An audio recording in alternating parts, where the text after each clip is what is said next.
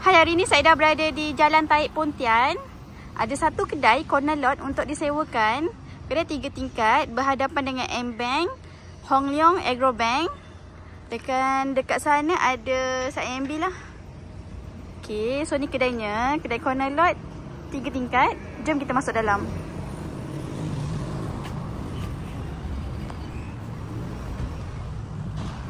Okay, ini bahagian dalam kedai. Agak gelap. Kita cuba masuk, nampak tak? So, untuk lebar dia ni anggaran dalam 35 kaki, panjang 80 kaki. Okay. Kat sini ada bilik.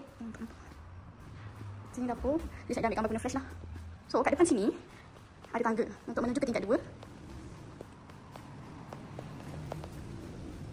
Okay.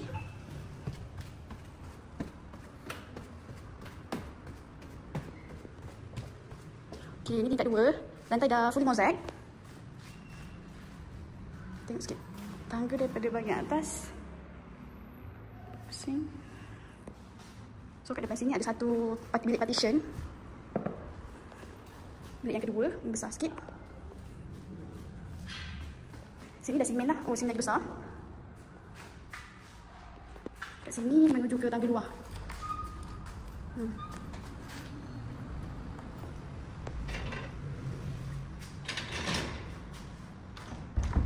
Okay, sekarang kita menuju ke bahagian belakang.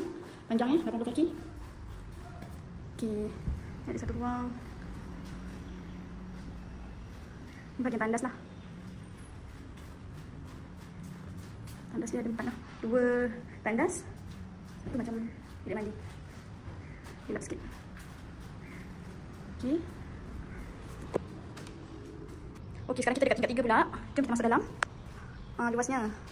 Okay, kat sini jom kita kira ada berapa bilik. Bilik yang pertama. Dalam bilik ada bilik. Oh, connecting dengan bilik sebelah. Ni ke belah pintu ke bahagian belakang lah. Ni pintu connecting. Bilik yang kedua. So, sini ada lagi satu bilik yang besar. Bilik yang ketiga. Lampu kipas semua dah komplit. Bilik yang keempat. Ni standard size lah. Bilik yang kelima pun connecting juga. Okay, connecting juga. Okay, ke bilik yang seterusnya. So, kalau dia punya kedai ni facing M-Bank dengan Hong Leong Agro Bank. Sana ada KFC. Sini ada bilik yang ni gelap sikit. Okay, so kat dalamnya ada total ada 1, 2, 3, 4, 5, 6, 7 bilik. Kita menuju ke bahagian belakang. Oh, kat sini ada lagi satu bilik. Total ada 8 lah. Sini ada sinki. Dan layout sama macam tingkat 2 juga. Dekat sini ada toilet lah. Ada 2 bilik mandi. 2 lagi tandas.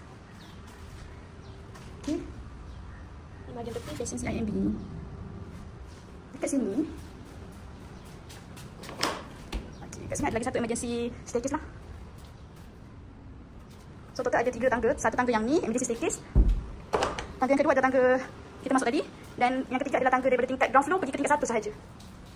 So, siapa berminat boleh hubungi Saedah 017 826 0796. Bye.